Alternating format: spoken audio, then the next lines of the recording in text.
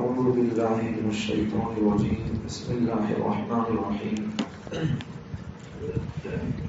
يا أيها الذين آمنوا إذا تداينتم بدين إلى أجل مسمى فاكتبوه وليكتب بينكم كاتب بالعدل ولا يأب كاتب أن يكتب كما علمه الله فليكتب وليملل للذي عليه الحق وليتق الله ربه ولا يبخس منه شيئا فإن كان الذي عليه الحق سفيها أو ضعيفا أو لا يستطيع أن يمله فليملل وليه بالعدل واستشهدوا شهيدين من رجالكم.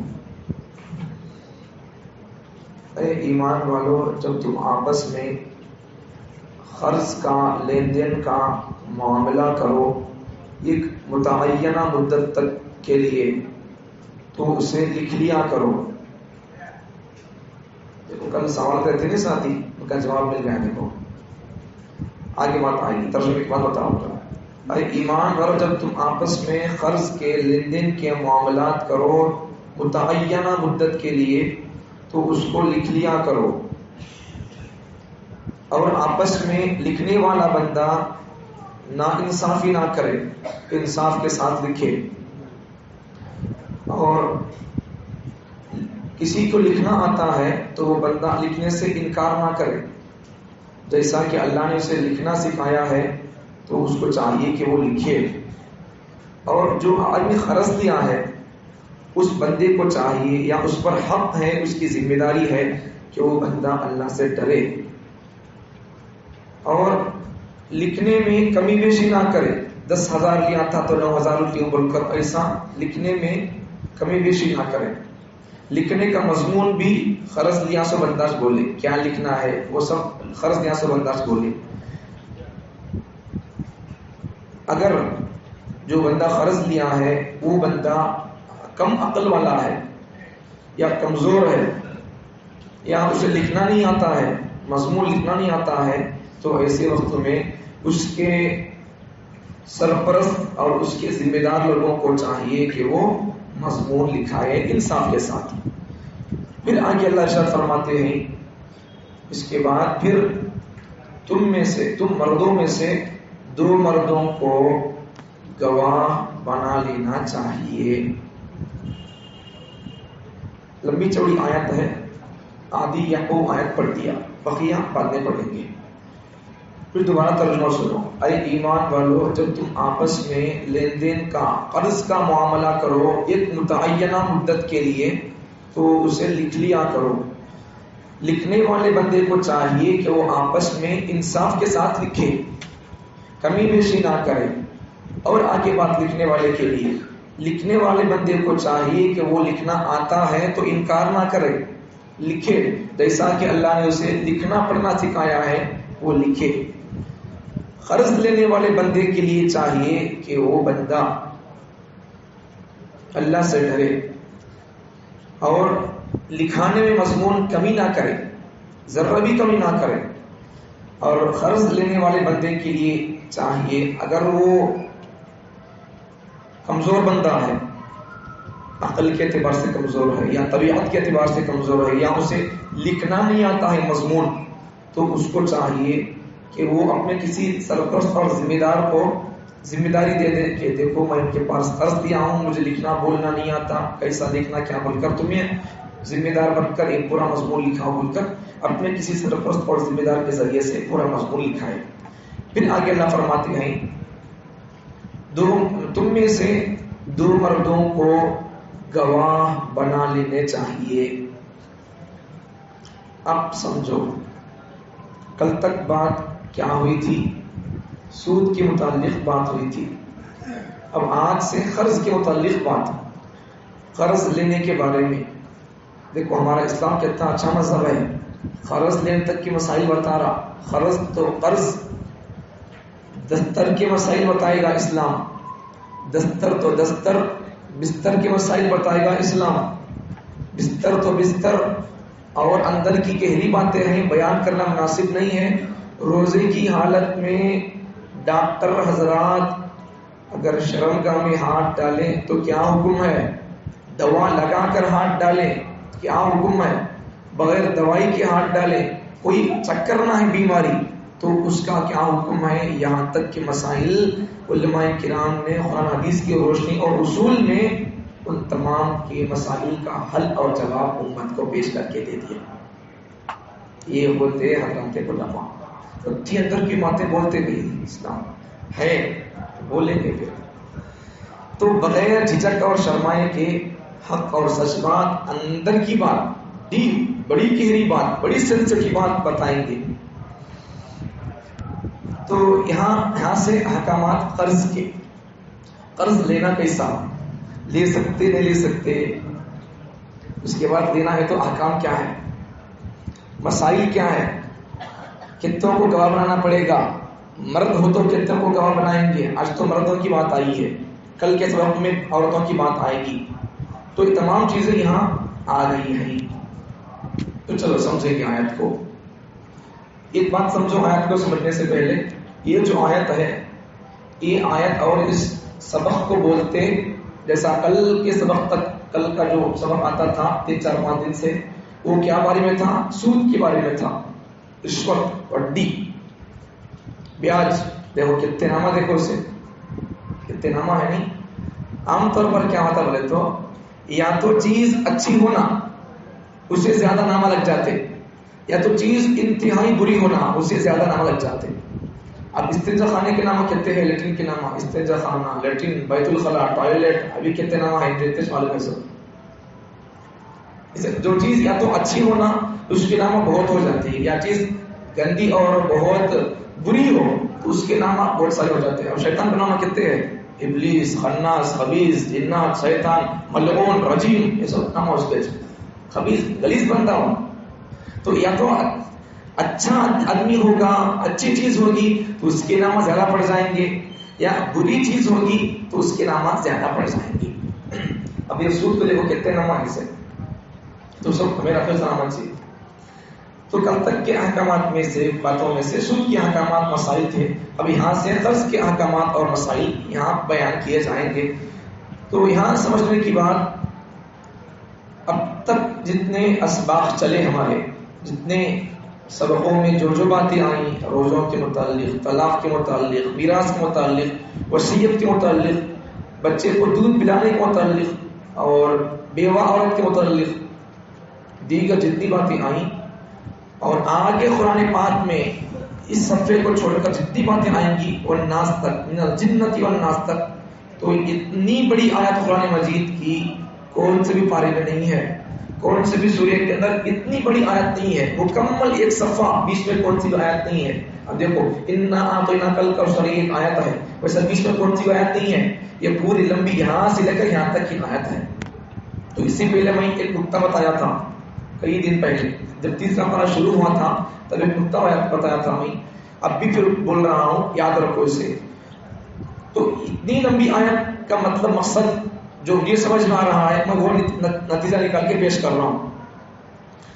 عبادات میں، اور حقیقت بھی ہے، عبادات میں جو دین ہے نہیں، دین 100% عمل کرنے کا نام بولتے دین ہے، 100% عمل کرنا دین پر۔ تو عبادات میں روزہ، نماز، زکات، حج وغیرہ یہ دین ہے نہیں ہے، عبادات والا دین یہ۔ تو عبادات میں دین 25% ہے، معاملات میں، لین دین میں یہ دین 75% ہے۔ تو زیادہ دین کس میں رہ گیا؟ معاملات میں دین رہ گیا ہے۔ اب معاملات کا مطلب صرف قرض لیے دیے تو وہی نہیں معاملات، اب میں یہاں امامات کر رہا ہوں، میرا بھی ایک لین دین کا مسئلہ ہے آپ سے، سمجھ میں آ رہی بات؟ اگر کوئی مدرسے کے اندر مدرس خدمت کرتے گئے تو ان کی بھی ذمہ داری ہوتی ہے مدرسے کے محترم صاحب کے اوپر، HM کے اوپر، یا پھر میں یہاں پڑھا رہا ہوں، مکتب چلا رہا ہوں یا مدرسہ چلا رہا ہوں، میرے نیچے کوئی ہے ساتھ میں رہ کر کام کرنے والے یا پڑھانے والے یا ساتھ دینے والے ہیں، تو ان کا خرچ، ان کی ذمہ داری اٹھانا وہ میرے ذمہ ہوتا ہے۔ مہینہ ہوتے ان کے ہاتھ تک، گھر تک تنخواہ پہنچانا، ان کے روزی روٹی کا خیال کرنا، یہ میری ذمہ داری ہوتی ہے۔ تو ایسے معاملات میں تو بہت سارے معاملات ہیں، صرف ایک ہی معاملات نہیں ہے۔ اب ہمارا مفتاح ہو کے ہے، ایسا بہت سارے مسئلے، میاں بیوی کے درمیان کے اور دیگر چیزوں کے مسئلے ہوتے ہیں یہ معاملات. تو معاملات والی آیت دیکھو کتنی بڑی ہے، تو اس کی اہمیت کتنی ہوگی. عبادات، توحید، نماز وغیرہ کی اتنی بڑی آیت نہیں ہے، ایک صفحے کی اتنی بڑی آیت. تو اتنی بڑی آیت سے اللہ کیا سمجھنا چاہتے ہیں؟ معاملات والا دین بڑا دین ہے. معاملات میں 75% دین ہے، عبادات میں 25% دین ہے. ایک بات تو یہ، اور ایک بات بھی سمجھو یہاں سے، اور ایک بات کیا کہ نماز، روزہ، زکوٰۃ وغیرہ میں اگر کمی بیشی ہو گئی، بندہ توبہ طائب ہو گیا تو اللہ کا حق ہے وہ نماز پڑھنا وغیرہ. اگر اس میں کمی بیشی ہو گئی تو حقوق اللہ ہے، وہ اللہ کا حق ہے. اللہ اگر چاہیں تو معاف کر سکتے ہیں، نہیں تو پھر اسے سزا دے کر بعد میں ہم اسے اللہ کیا کرنا ہے وہ کر سکتے ہیں، یہ اللہ کا حق ہے. لیکن معاملات میں، لین دین کے معاملات میں کمی بیشی ہو گئی، کسی کو بلا کر لا لیے یہاں پر امامت اور خطابت کے لیے، اسے ستا دے رہی بندے، تنگ کر رہی اسے، تو پھر یہ بھی معاملات کے اندر کمی بیشی ہو جائے گی. جب تک بندہ معاف نہیں کرے گا تب تک اللہ بھی معاف نہیں کرے گا. بندہ معاف کرنا پہلے. کسی کے بچے شادی کر کے لا لیے، ایک دم تنگ کر رہی اسے، سگریٹ بالکل جاتے کرتے، ایسے بھی خبیث انسان ہے مسلمان کے اندر پائے جاتے. کیا شرم ہوتا، افسوس ہوتا، شاید کہ شیطان بھی ایسا کام نہیں کیا ہوگا. کسی کے بچے کی شادی کر کے لا کر گھر کو سگریٹ پی کر جلاتا ہو، شیطان بھی ایسا کام نہیں کیا. اور ایسا کام آج جس کے پاس قرآن ہے، پیشاب کرنے کا طریقہ موجود ہے، وہ انسان اس قسم کے غلیظ کام کر رہا. تو یہ سب معاملات ہے، اس میں اس طریقے سمجھنا پہلے، ذمہ داریاں سمجھنا پہلے. اس کی چپ کے شادی کر لینا نہیں، مقصد سمجھو پہلے شادی کا، مقصد کتنی ہے وہ سمجھو پہلے، بچوں کو سمجھاؤ پہلے، اس کے بعد پھر شادی کرو. چونکہ 50 سال ہو گئے، 25 سال ہو گئے شادی، پہاڑوں کے اندر 150 سال کے بھی جھاڑا ہے، شادی کرتا لو اس سے. سمجھتے مقصد کیا ہے نکاح کا، کیا بولے ہماری قوم کو. پوری چیزیں اللہ کے کلام میں موجود ہے، لیکن آج ہماری قوم کا حال یہ ہے پڑھنے تیار نہیں ہے، سننے تیار نہیں ہے. پڑھنے سننے سے بھی اہم چیز سمجھنا، اس سے تو ہرگز تیارش نہیں ہے. اب کیا حال ہوگا اس قوم کا بیان نہیں کر سکتے، آگے بڑھیں گے. تو معاملات کے اندر 75% دین ہے، تو اس لیے معاملات کو حل کرنے میں آدمی کو بڑے احتیاط سے رہنا چاہیے، تنگ نہیں کرنا کسی بھی. جب جس معاملے میں آپ لگ کر کسی سے معاملہ طے کر لیے تو اس کا معاوضہ وغیرہ، اس کو دینے کا کیا ہے، لینے کا کیا ہے، وہاں آپ عقل مند رہ کر اور احتیاط کے ساتھ ادا کرنے کی کوشش کریں، کمی بیشی نہ کریں. سمجھ میں آ گیا بات؟ اب چلیں. تو پہلی بات اس آیت کے اندر اللہ تعالیٰ کیا فرماتے ہیں کہ جب آپس میں تم لین دین کا معاملہ کرو تو کیا کرو، کیا کرو، فَاكْتُبُوا، لکھ لو اسے، لکھ لو. اب لکھ لیں گے تو کیا ہوگا، نہیں لکھ لیں گے تو کیا ہوگا. اب کون کون وہ دینے لینے والے لوگ ہیں ان کو معلوم رہتا، کتنے دینے لے کو مکھر گئے کی ان کو معلوم رہتا، لے لے کو بھی نہیں لیے ہمیں بول کر، یا تو ان 10,000 دیا رہتا، ان 9 دیا بول کر، 50,000 دیا رہتا، نہیں دیا پھر تو 30 دیا تو دیوانہ، تو یہ کہا رہتا بول کر، تو ایسا بول کر اسے ڈانٹ کو، اسے یہ بول کو ایسا کہتے تھے، کتنے کردانے کی ان کو معلوم، لیے 150 لوگوں کو معلوم ہے. تو ویسا لڑائی جھگڑا پنچایت نہیں نہ بول کر اللہ کیا کہہ رہا، لکھ لو معاملات کو، کتنے دن تک دے دیا، لین دین میں طے ہو جانا، لیتے دیتے وقت میں. اب پھر جب طے ہو گیا اتنے دن میں دے تو بول کر بول رہا ہوں قرض دینے والا بندہ، اب تو کیا کرو اسے، فَاكْتُبُوا، لکھ لو اسے. لکھ لینے سے پہلا فائدہ کیا ہوگا، اگر سامنے والا بندہ مکھرے گا تو یہاں ہمارے پاس لکھا پڑھی کا پرچہ ہوگا، یہ فائدہ اس کا، جھگڑا نہیں ہوگا.